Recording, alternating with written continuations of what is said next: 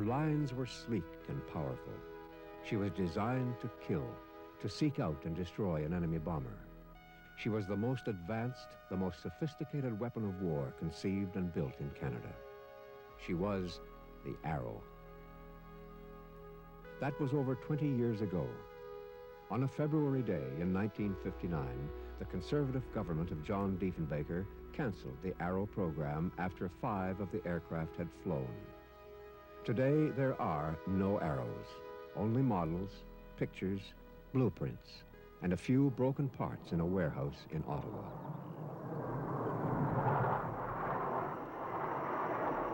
And there is film of the Arrow in flight, smuggled out of the Avro aircraft plant near Toronto in defiance of a government order to destroy not just the plane, but seemingly all evidence of its existence. After 20 years, the Arrow is still remembered, and the questions remain. Why was it really canceled? And why did the government wish to eradicate its memory?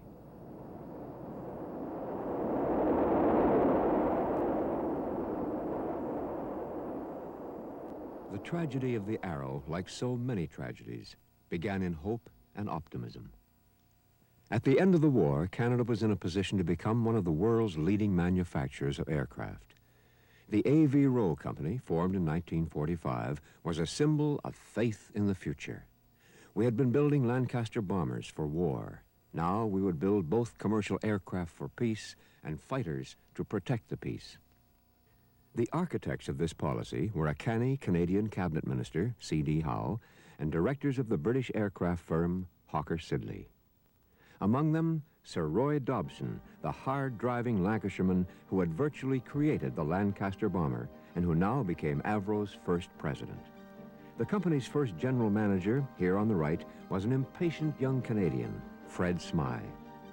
Avro brought together a talented team of young designers and engineers, many of them from England, like James Floyd. The age of the jet was beginning. But before the tragedy of the Arrow could unfold, another disaster was in the making. In 1946, the company embarked on its first project, a 4-engine passenger jet, which they hoped to sell to TransCanada Airlines, later known as Air Canada. TCA was intrigued by the idea of being the first North American airline to offer a jet service. Intrigued and perhaps frightened. They were troubled by the jetliner. They didn't think they could make a profit on it, and eventually withdrew their support. The company then tried to market the plane in the United States. There was a triumphant publicity flight to New York, carrying the world's first jet airmail, and the New York Times said, "Uncle Sam has no monopoly on genius." Now, national airlines ordered 4 of the aircraft, with an option on a further 6. It was too late. The Korean War had started, and C.D. Howe ordered Avro to put its whole production effort behind a new fighter for the RCAF.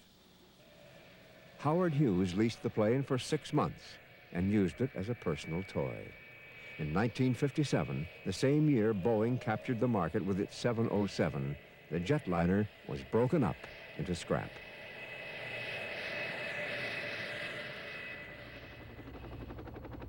Between the jetliner and the Arrow, there was one success story, the CF-100. In 1949, Avro had begun work on a new fighter. The National Film Board chronicled its birth in Screaming Jets. Behind locked doors, Avro Canada worked to fill a top priority order from the Air Force. And now the reps are coming off Canada's hush-hush night fighter, the CF-100. The CF-100 was a twin-engine, 2-man day and night fighter, the first built in Canada to the RCAF's own specifications. It was eventually to be powered by the company's own Arenda engines. With the failure of the jetliner, Avro were now dependent entirely on military contracts, and the stakes were high. In the expectant stillness of the hangar, the men who built the plane are tense with excitement. Each man wonders, had they miscalculated somewhere, or will it scorch off beautifully into the sky?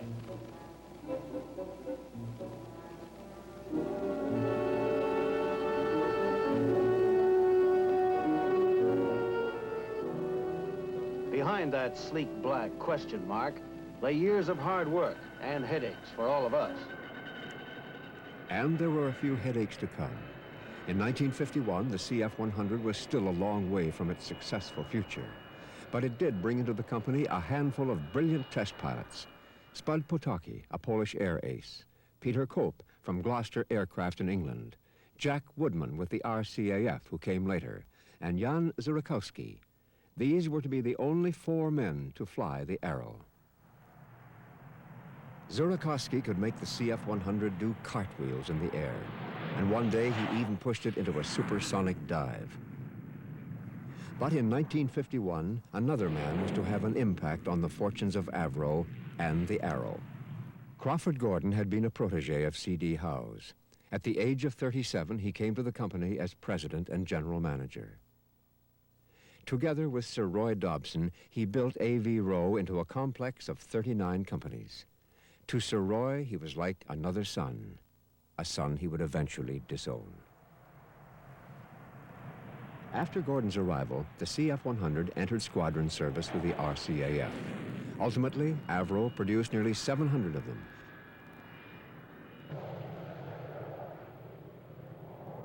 But already the Air Force knew it needed something that would fly higher and faster to keep pace with the new Russian bombers. And in that knowledge was born the Arrow. In 1952, Avro came up with design studies for a new delta-wing aircraft. The CF-105 was to be a supersonic, twin-engine, 2-man interceptor, capable of engaging the enemy at 50,000 feet and carrying missiles and rockets. It was a whole new concept in fighter technology, and it pushed Avro's design team into finding solutions to problems never faced before. Jim Floyd was now Vice President of Engineering in charge of the overall design of the plane. Problems were legion on the Arrow. We had a problem, for instance, at the wing skin temperatures at 50,000 feet, where the aircraft was to have its combat capability, were 40, 50 degrees higher than the boiling point of water. Yet inside of the wing you had the fuel which was cooling it down, so the differential temperature was trying to distort the wing. And we had to tailor and design the wing so that that distortion was compensated and didn't affect the aerodynamic capability of the aircraft.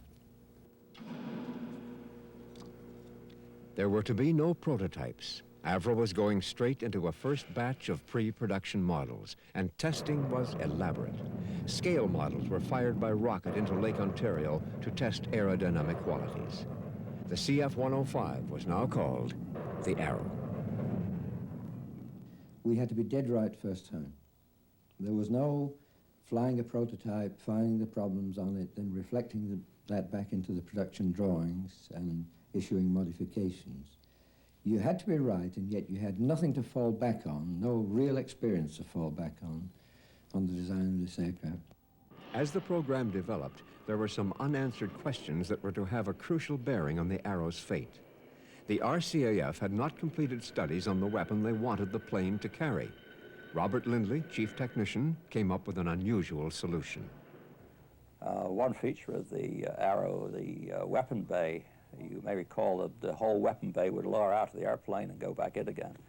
And I put that feature in there because I couldn't find out what weapon we were supposed to be carrying.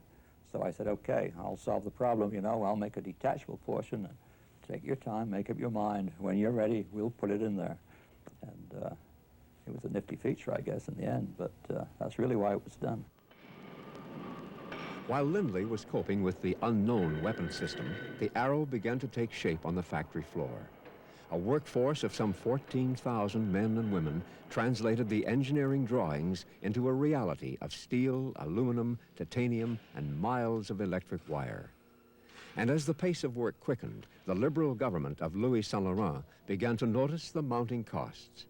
In mid-1955, C.D. Howe told the House, "We have embarked on a program of development that gives me the shudders." The RCAF had now decided it wanted the Sparrow missile and the Astra fire control system, neither of them yet off the drawing boards in the United States. The Air Force wanted the best, and it was going to cost the country dearly. But it was not the liberals who were going to pay the bill. In June 1957, John Diefenbaker became Prime Minister of Canada at the head of a conservative government. And suddenly, Avro, created by the Liberals, found itself without friends in Ottawa. The Arrow was already a financial problem. Now, with hundreds of subcontractors dependent on the program, making everything from landing gear to delicate flight instruments, and with thousands of employees on the payroll, it was a political problem as well. On October the 4th, 1957, the Arrow made its first public appearance before an audience of dignitaries, Air Force officials, and workers. The Honorable George Perks, Minister of Defense in the new Conservative government, told his listeners that the coming missile age did not mean that the era of the manned airplane was over. The aircraft, he said, has this one great advantage over the missile. It can bring the judgment of a man into the battle. Even as the curtains parted and the Arrow was paraded into view, Russia was launching Sputnik, and the missile age was truly begun. The argument, which Perks dismissed, was within months to be used against the Arrow by his own Prime Minister. But on that day, the builders of the Arrow were counting the months and the weeks ahead until it should take flight. I understand the Arrow will undergo high-speed taxiing tests within the next 3 weeks. But when will it fly? It will fly sometime during the period that it's undergoing these high-speed taxi trials. You say within the next 3 weeks. This is when we would hope it will be doing its high-speed trials. And sometime during that period, it will fly. And it did fly. On the 25th of March, 1958, Jan Zurakowski climbed into the cockpit of Arrow 201. He made a final instrument check, pressed open the throttles, and released the brakes. The Arrow was ready for takeoff.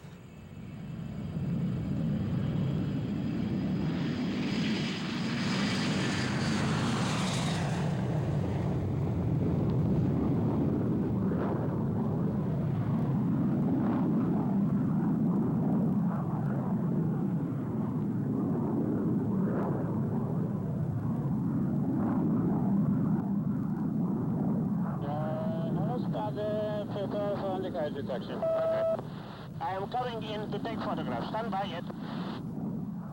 Every maneuver of the plane was recorded by cameras on the ground and in the two chase planes, piloted by Jack Woodman and Spud Potocki. Controls are behaving quite nicely. I can see no oscillatory motions of any description in them. I think all this militant carriage is back to the old aviation disappears. I think the carriage is making this. That's right. It's the side door which is making. The door which comes and closes the undercarriage in the wing. In flight, the Arrow performed like the thoroughbred she clearly was. All the attention to detail, all the elaborate test procedures of the past 5 years paid off in a flight that was virtually flawless. I'll be accelerating up to 250 now. Roger.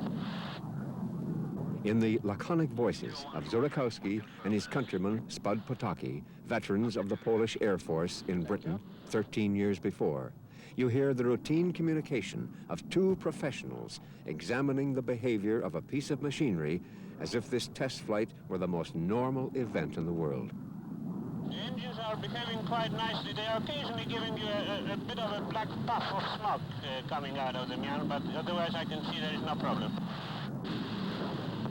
That is Roger, Jan. As far as I can see from the back, no condition has changed.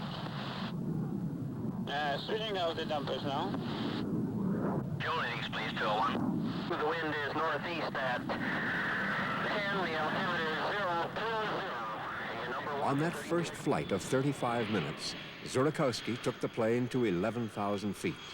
On succeeding flights, it was to reach easily its target of 50,000 feet at nearly twice the speed of sound.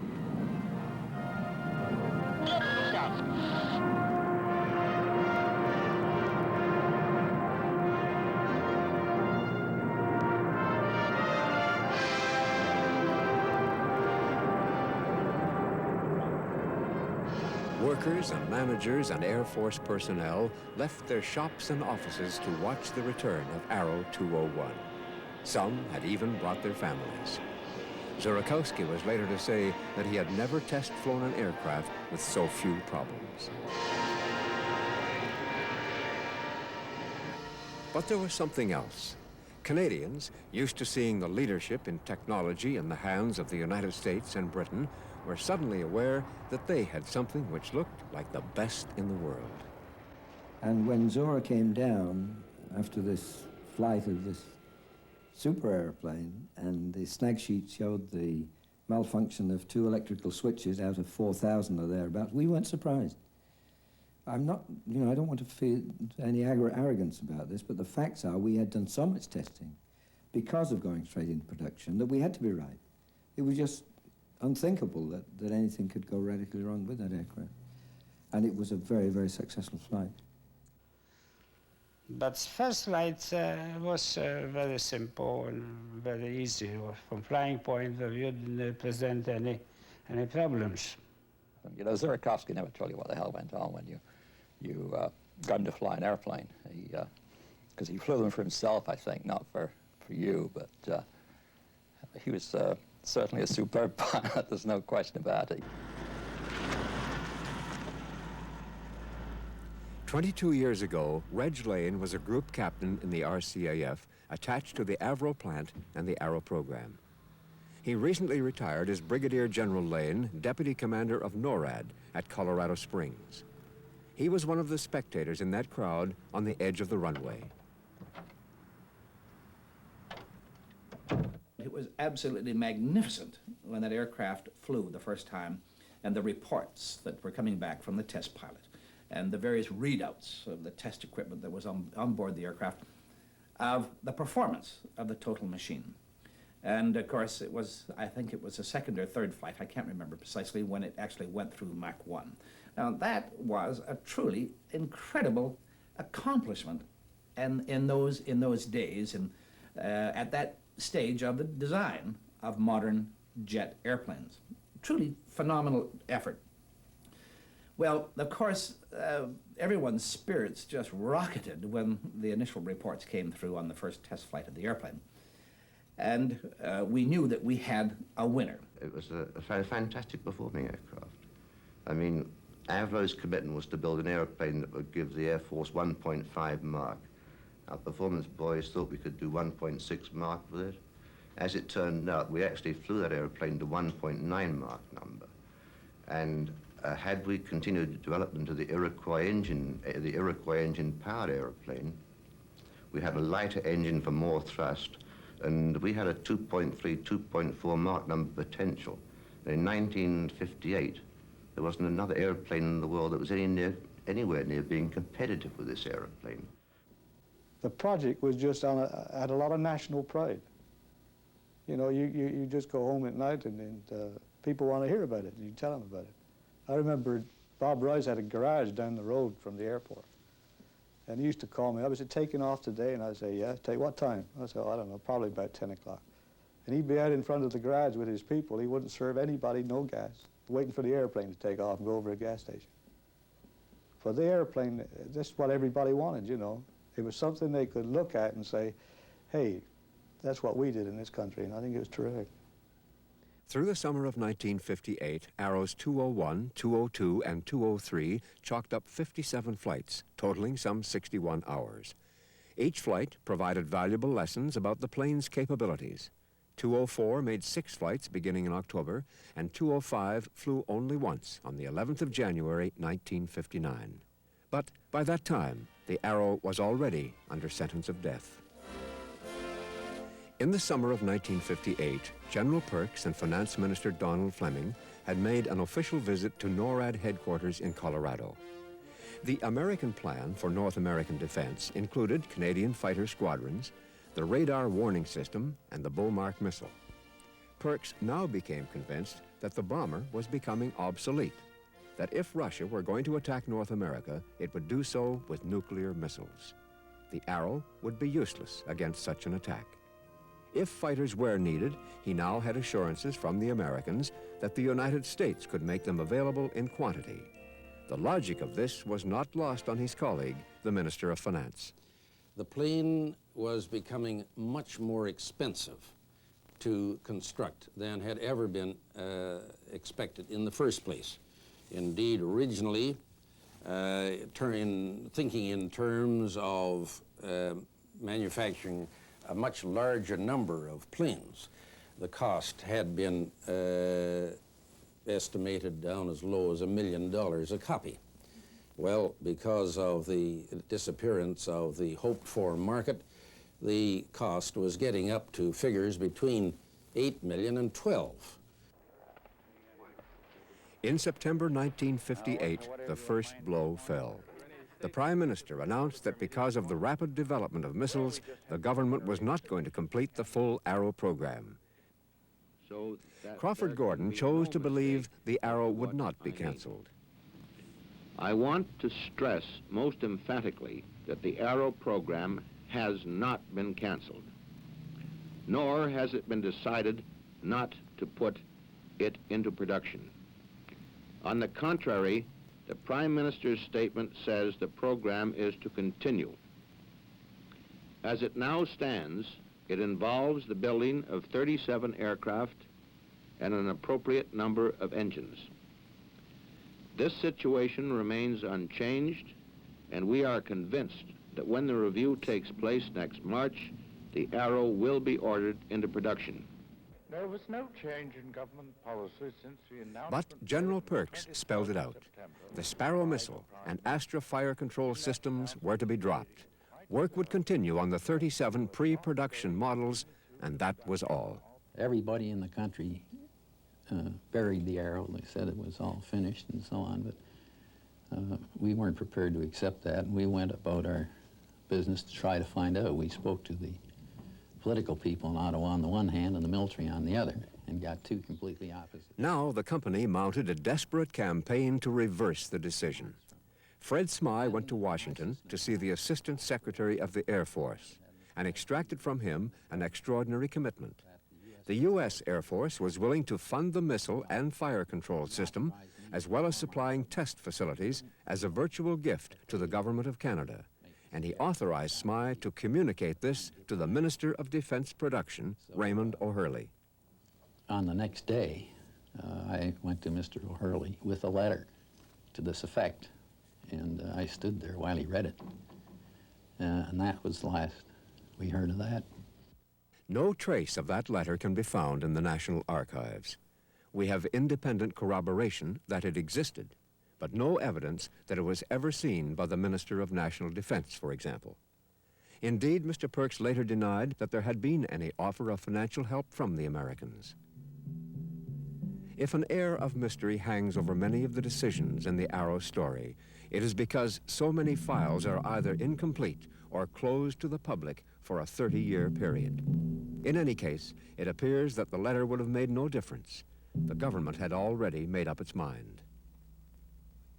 February 20th, 1959. For the thousands of people who were thrown out of work that day, it would be known as Black Friday. More than 20 years later, the memories are still fresh and painful. Well, about 9:30 in the morning, one of the fellows in the office telephoned his broker, just an ordinary inquiry on some stock prices. And toward the end of the conversation, he said, so by the way, how's Avro Canada doing today? Now, you have to bear in mind that there was a tremendous feeling of pride of working at Avro Aircraft and the Doranda engines at that time. People really enjoyed it, and they bought stock in the company in the hopes that they would, succeed while the company succeeded. And at any rate, the broker said, no, let's see, Avro Canada. Oh, just a minute, there's something coming in over the ticker tape. And he waited a couple of minutes, came back, and he says, we've just got a thing over the ticker tape that says that the Canadian Prime Minister has just announced in the House of Commons that the Avro Arrow and the Doranda Iroquois programs are to cease immediately. And that was the extent of the thing on the ticker tape. So the guy came back off the telephone, sort of quite shaken, obviously. Be about 10:30, just after 10 in any event. As I stepped out in the hall, coming running down the corridor, very white in the face, was Joe Morley, who was my vice president of sales, followed by Alan Hoare, who was the DDP representative in the company. And Morley said, the Prime Minister has just announced in the House of Commons that the Arrow, the Iroquois, have been canceled. 2 hours later, around noon or after, Mr. Plant came on the loudspeaker system and said that everything had been canceled, every single contract the company had on the Arrow and on the Aeroqua engine. And he read the telegram, or cable, which was sent. And he said that under the circumstances, and with no other contracts to fall back on, of the kind that they had been pressuring the government to let them begin and take men off the Arrow to start work on, he had no alternative but to lay everyone off for the time being until they sorted out union priorities, seniority, and what jobs they could salvage that could keep a few people busy, and that they would be called back after this was sorted out. When I got there, all the executives, the ones that were left, were all standing around there with a drink in their hand. This is 10 o'clock in the morning, and some were partly loaded. And Gordon, we were waiting for the telegram to arrive. We'd had it officially over the phone. And when it came, Gordon read it, and he handed it to me, and he said, "Somebody has got to take on that son of a bitch in Ottawa, and I'm just the one to do it." Mr. Diefenbaker had said later that the abrupt dismissal of 14,000 people was an attempt to embarrass the government.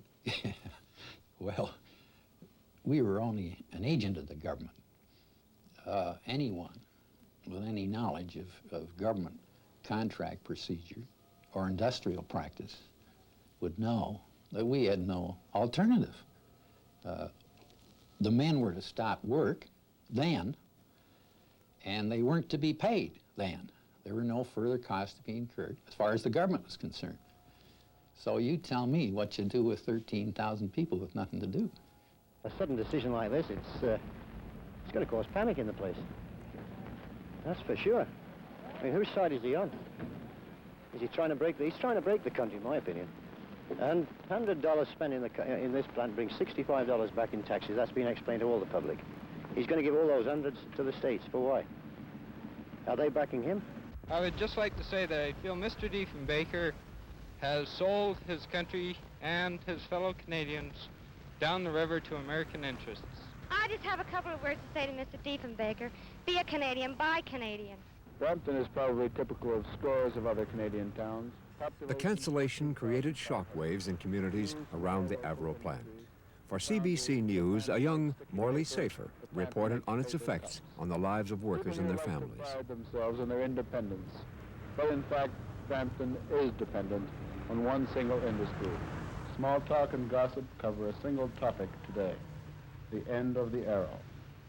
It's probably one of the more emotional sort of experiences I've had in my life, I think, in a sense, because I think partly because of the tremendous personal involvement of everybody who worked there. There was I mean, if you can imagine secretaries walking out from the design floor down the stairs, you know, with tears streaming down their faces and this sort of thing. And it wasn't just a few isolated ones, it was a lot of them, you know. It was a very sort of emotional upheaval, I think. For weeks after that, people would wander into work just at a normal work time, just couldn't believe it had finished. You know, they'd walk around in days almost. They'd come in and sit at the boards and walk around just as if nothing had happened. And there was about 5, I don't recall the exact number, but there was about 5 of us left there, try and pick up the pieces and put the engineering together and package it and put it away so that it'd be left for posterity or burnt, maybe burnt. And in fact, the saddest thing on Black Friday was that when we were in with the president of the company and we were holding a wake, if you like, on the announcement, and I couldn't believe it. I just went to, you know, almost sick on the thing of what do we do with all these people and what do we do with my 1,500 engineers. My chief engineer came in, who had been preparing the 206, which had the Iroquois engine in for first flight. And he said, I've heard about the cancellation. Can I fly 206? In other words, can I continue with the preparation of 206 for flight? And after consultation with Johnny Plant, who was the president of the company, and the other directors, I just had to go and tell Bob Lindy, no, you can't fly that aircraft. So in fact, the aircraft, which would have bettered the specification, was a phenomenal aircraft, an all-Canadian project with a Canadian airframe, Canadian engine, never flew. In a warehouse in Ottawa is all that remains of Arrow 206, the plane that never flew. There are those who believe that with the Iroquois engine, it would have set world records for altitude and speed. And the Iroquois? It's now an exhibit in the Aeronautical Collection in Ottawa. There is no plaque to identify it. It seems a curious way to honor our achievements. And we still ask the question, what finally killed the Arrow? I think it's a very difficult question to answer. I felt personally, even though I was involved with it, the program should never have been started in Canada in the first place because it was just too expensive for us. However, it was started, and if they'd maintained it at its original idea, this might have gone through. But then when they added the cost of developing the Sparrow 2 and the cost of an Astra fire control system, this just added to the cost. And if they hadn't been added, whether this would have made a difference, I don't know. But the other thing is that if the two opposing people, and let's face it, there was a lot of personalities involved in the cancellation with Mr. Diefenbaker and Crawford Gordon. And if either one of those two people had been different, and preferably both of them, the cancellation could not have happened. I think it was a very personal thing on this, in the final cancellation of the Arrow. Men of different temperament, different background. Gordon, contemptuous of the prairie lawyer who didn't understand industry. Diefenbaker, suspicious of the aggressive tactics of a Bay Street whiz kid. There were stories of a famous meeting in September of 1958. Although I'd never met Mr. Diefenbaker, I knew he had great respect for his office, for the office of Prime Minister. And I warned Gordon before he went to see him not to take a drink and not to smoke in his office, whatever he did. Well, Gordon must have been very belligerent. He had his half loaded when he got there, and he puffed smoke in the old man's face all the time, and it ended in quite a bitter argument, and what you would use the term that the president was thrown out. But, you know, what's that got to do with the air defense policy of the government of Canada? Whether or not Diefenbaker and Gordon had a personality clash, the only time they met was on that occasion on September the 17th for about 20 minutes. That was their only meeting? Yes. And what's it got to do with the air defense policy of Canada, or the Arrow, or anything else? I haven't any idea the real reason for the cancellation. So many reasons have been given. Mr. Diefenbaker even said that the chiefs of staff said he didn't want the airplane. Well, I don't believe that. I think the real reason for the cancellation was the fact that they weren't sure that it was going to cost what we thought it was going to cost.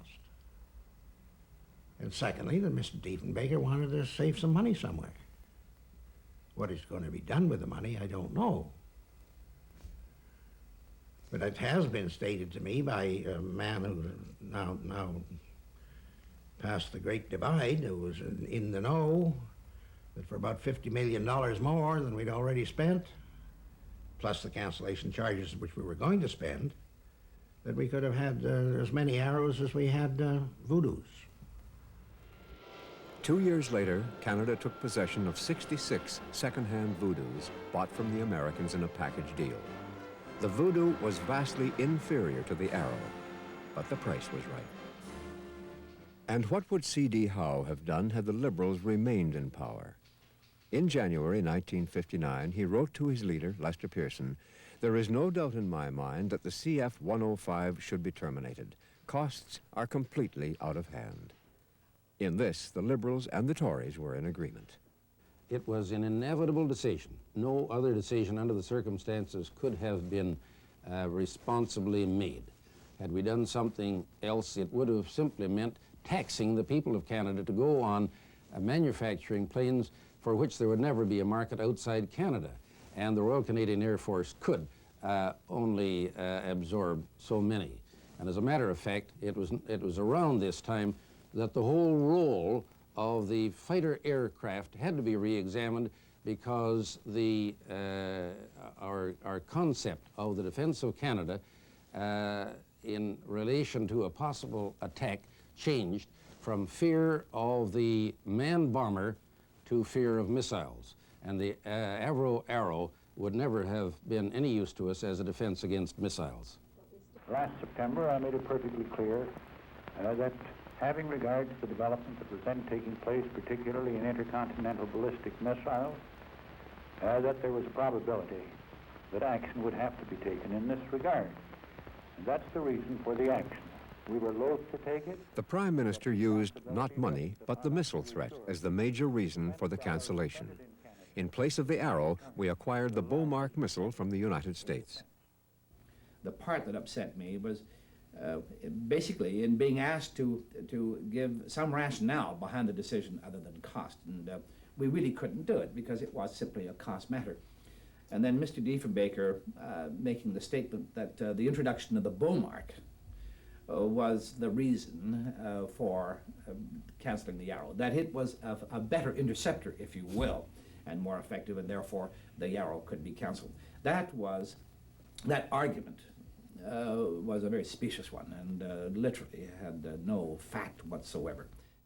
The RCAF was caught in the politics of the cancellation. Air Marshal Campbell was accused of not fighting hard enough for the Arrow. Today, he is reluctant to get involved in the controversy again. But he has told us that contrary to statements made by the Prime Minister, the Chiefs of Staff did not make a recommendation to cancel the Arrow, and that he offered his resignation if the Arrow were canceled without provision for an alternative fighter. The alternative was the Voodoo and the Beaumark, and the Beaumark was a failure. This model met the same fate as Arrow 206, lying a few meters away in the same warehouse. Whatever the Beaumark was, it was no replacement for the Arrow. There was still another reason offered by the government for the cancellation. They tried to sell the Arrow before it entered squadron service, and they found they couldn't. Now, I went down to the United States in September and had conversations with their Secretary of Defense, find out whether they would be interested in our 105, see whether they'd be willing to purchase the 105 for even some of their squadrons. And the answer that I received was that they were not prepared at that time to do so. Mr. Perks, I reiterate, is a gentleman. I have the highest regard for him as a person. But he was a permanent Army officer. He'd been retired from that for some time. He was over 70 years old, and he didn't know one end of an airplane from another. He had no appreciation of the industrial implications. He wasn't in a position to discuss the Arrow or any aspect of it. And there was another attempt to sell the Arrow. In the winter of 1958, Donald Fleming and two other ministers met with their American counterparts in Paris to discuss defense. Fleming told them that the future of the Arrow might depend on sales to the U.S. It was hardly a strong selling point. At the conclusion of my statement, Mr. Robert Anderson, the U.S. Secretary of the Treasury, who was my opposite number in that committee, gave me the answer no. It was an unconditional, uncompromising, and final answer. It was the decision of the United States government not to purchase the Arrow. And that decision spelled the doom of the Arrow program. Paul Hellyer, who later ran as a conservative, was liberal defense critic in opposition in 1959, and he still maintains that the government did not make the right kind of effort to sell the Arrow. I don't think the Arrow could have been sold to the United States directly because the United States Air Force has an almost iron rule. They never buy anything that isn't invented in the United States. But what they do, and what I think might have been done, is that they sometimes help finance sales to other allies. And it's my belief that if Mr. Howe, for example, had still been around, that he could have done something. At that time, Canadian real estate was still important to the United States. It's not now, but then it was. They had to count on us for the radar lines and for a number of other facilities, for refueling facilities and so on. And we had a lot of leverage. We had a lot of power at that time in negotiations. And I think someone like Mr. Howe could have said, all right, you won't buy it. This we understand, this we know. But we want your help in financing the sale of this aircraft to some of the other allies that you traditionally help. And with his kind of persuasion, I personally believe that it could have been done. Yes, on balance, I think it could have been sold. When you look at the attempts of the French to sell Mirage fighters or other countries to sell weapon systems, you get the tremendous involvement, not only at the business level, but at the most senior political levels, where a prime minister or a president will go out to sell a program.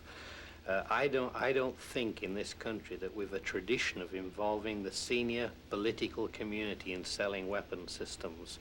And I think if that kind of pressure had been applied in relation to the United States, where there was a gap in weapon systems that the Arrow could have filled, I think that could have been done. And it's a lesson we still have to learn, that if you're going to sell major programs, then you need major political effort in support of those programs. The Arrow was the most sophisticated weapon system this country had ever created. Its performance, even in the curtailed flight tests, placed it among the best in the world. But the sales effort that went along with it was amateurish and tentative. And when that failed, the Arrow met an ugly fate. In April 1959, Ottawa sent instructions to destroy the 5 Arrows that had flown and all the work on the assembly line. Men who had worked to build the planes were now ordered to cut them to pieces. As to who issued the order, whether it came from cabinet or from a bureaucrat, no one is telling. In Mr. Diefenbaker's memoir, I think he said that he was not aware of these instructions. But I was aware of them because I was the fellow who received them. And like an idiot, I folded. And so I'm the person that issued the instructions to destroy the airplanes. And that's the worst mistake I ever made in my life. Cameramen were not allowed inside the plant to record the destruction. But one enterprising photographer rented a plane and took this series of aerial shots.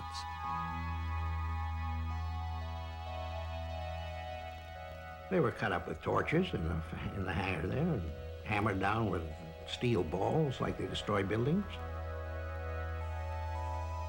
After the aircraft were dismantled, the pieces were sold to a Hamilton junk dealer for 6.5 cents per pound. At 67,000 pounds, a scrapped Arrow would have cost you $4,355.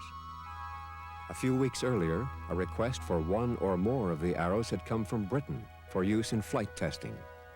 The request was not refused. It was simply withdrawn, presumably on advice from Canada. 3 could have been flown to England with 2 more to be used as backup spares of the first 5 we had flying. Canada wouldn't let them go. I mean, the reason is obvious. Had those airplanes ever got to Farnborough, and Farnborough realized the fantastic performance, I mean, Diefenbaker in no way ever justified his cancellation of that program. And I'm sure that's why they were never let go. Well, the 5 Arrows that had flown, and for which there was some interest on the part of the Royal Aeronautic Establishment in Britain. They would wanted to take a couple of those and work further on research with them. Those were destroyed. Those were cut into scrap. Well, I can't give you the detail now of the issues that went into the destruction of a particular copy. But I can tell you that in general, there was no deliberate destruction to do away with the Arrow. Far from it. It was just a case of what was the economical way of disposing at that particular time of various copies of the plane that were in various stages of production. And as you know, what happened after that, it was just like a de-Stalinization program. We were ordered to destroy all film on all original negative film on the Avro Arrow, all the still pictures, black and white, all stuff that had been developed during the flight test phases of the airplane. These were, Ottawa's instructions were to destroy these. They ordered us to destroy the aeroplanes by breaking them up. And I think the day I saw that production line being put to the cutting torch, it's the nearest I've come to shedding a tear over an airplane. It was pathetic.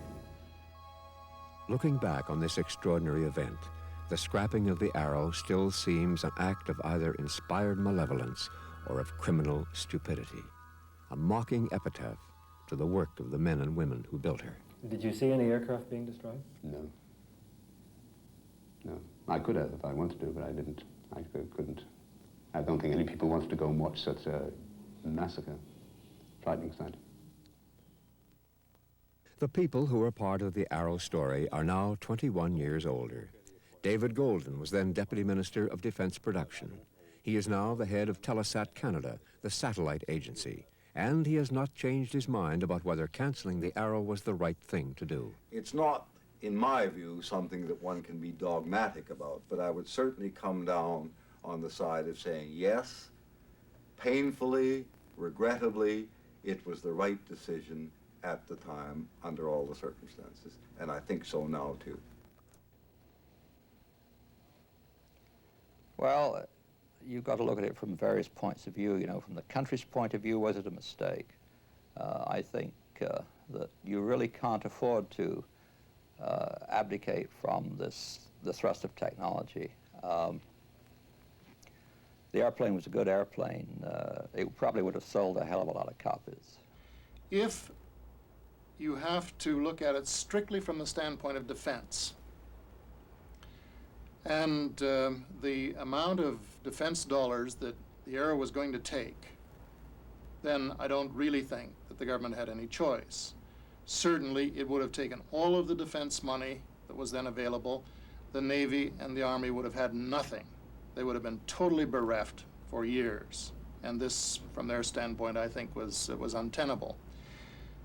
If you look at it from the national standpoint, in other words, you ignore the defense budget and say, what is the best thing for Canada, for our industrial base, for our scientific base, for our national base, our feeling of Canadianism, for the great things that we're capable of doing, then personally I think it was a disastrous decision.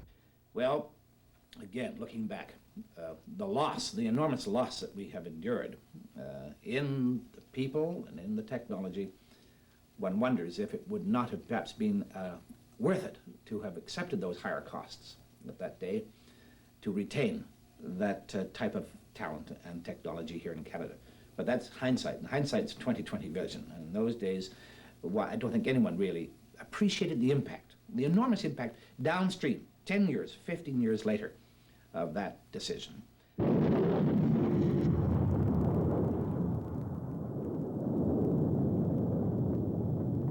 And the consequences? One of them was a shot in the arm for the American Moon Project.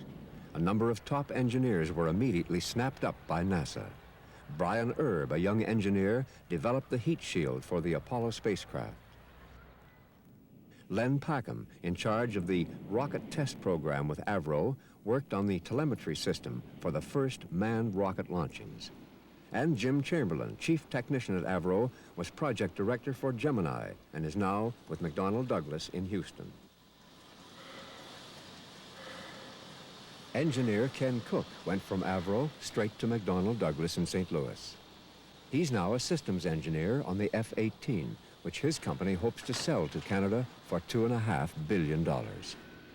It seems the era of the manned interceptor is not over after all, but it's unlikely we'll ever have another Arrow. Shortly after the cancellation, we signed a defense production sharing agreement with the U.S., tacitly agreeing never again to undertake production of a major weapon system on our own. The question returns. Can a country the size of Canada ever compete in the business of building costly weapons of war? The immediate impression is to say, no, you can't afford them. But when you look at Sweden, which has a third our population and which has an incredibly strong aircraft industry, they have managed to establish a strong defense program, a stable planned program, a very strong aircraft industry. And although they're in some difficulties now, they've done that for the last 20 or 30 years. So it simply is feasible if the planning and the purpose is there over a sufficiently long term. But I think it's a characteristic of Canada. We really haven't learned to capitalize on the genius that we're able to create from time to time in this country. We don't support research and development. We go so far and then back off. Canada can do it if it wants to be in that kind of business, if it wants to build its economy, if it wants to develop that sense of commitment, then we have all the other resources that are available to do it. The manpower, the finance, the marketing ability is all there in a native sense. The end of the Arrow was to be the end of the company. It was also the end of Crawford Gordon. Sir Roy Dobson, wheeling and dealing to keep the company alive, fired the man he once thought of as a son and felt compelled to write a letter to John Diefenbaker to tell him so. It's addressed to the Right Honorable John G. Diefenbaker. It begins, Dear Mr. Prime Minister, I sent word via Mr. Guest that I have asked for and received the resignation of Mr. Crawford Gordon as President of Avro Canada Limited on the grounds that I was most dissatisfied with the way he has been working and with his actions, which could not be considered to be in the best interest of the company or the country. It's signed by Sir Roy H. Dobson, by Roy H. Dobson. 8 years later, Crawford Gordon died in New York.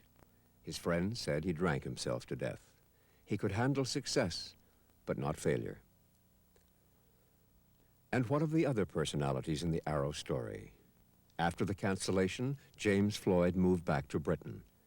In a distinguished career, he saw 2 of his airplanes, both of them pioneering ventures, both canceled. He is now retired, still working as a consultant in the aviation industry and still a Canadian citizen. Fred Smyth bought an office equipment company, got tired of it, and in 1972 moved to Portugal. He is writing a book about Avro and the Arrow. He regards himself as being in voluntary exile.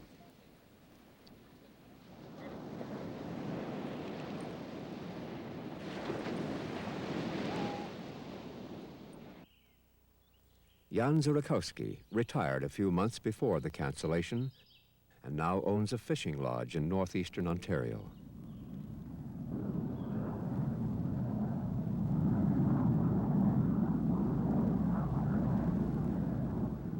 The Arrow is long dead, but the controversy lives on with its memory. People still argue its merits. Was it as good, as great as its supporters would have us believe? Here are 3 answers. If you mean by the Arrow, I take it, a fighting instrument of war, which must include an aircraft, an engine, and a sophisticated fire control system, then of course there never was an Arrow in those terms. I think everybody will agree that is factual. But I think it's a mistake and gets people somewhat worked up in a way that they ought not to talk about the cancellation of this great Canadian achievement when in fact it may very well have turned out to be a great achievement, but it seems to me that at the time it was canceled, it was too soon to say whether the hopes that everyone held out for it were going to be realized or were not. Aircraft nowadays are maybe more sophisticated in this or that, and better engines, better fuel consumption, better pressure recoveries. But there's nothing that I know of that would, even now, today, be an improvement on that maneuverability capability. It was absolute state of the art. It was a beautiful machine, and we probably would still be flying it today. In losing the Arrow, we lost not only a symbol of national pride, we lost a technology and an immense pool of talent. There is one final question among the legacy of questions left by the death of the Arrow. To what extent did American interests influence the cancellation? The answer appears to be not at all. Although American space technology was the great beneficiary when the Arrow was killed, the United States did nothing to bring it about. They didn't have to. We did it all, ourselves. behaving quite nicely. I can see no oscillatory motions of any description in them. I think all this militant carriage is affected, all the vibration disappears. I think the carriage is making this. That's right, it's the side door which is making. The door which comes and closes the undercarriage in the wing is fitting against the fuselage.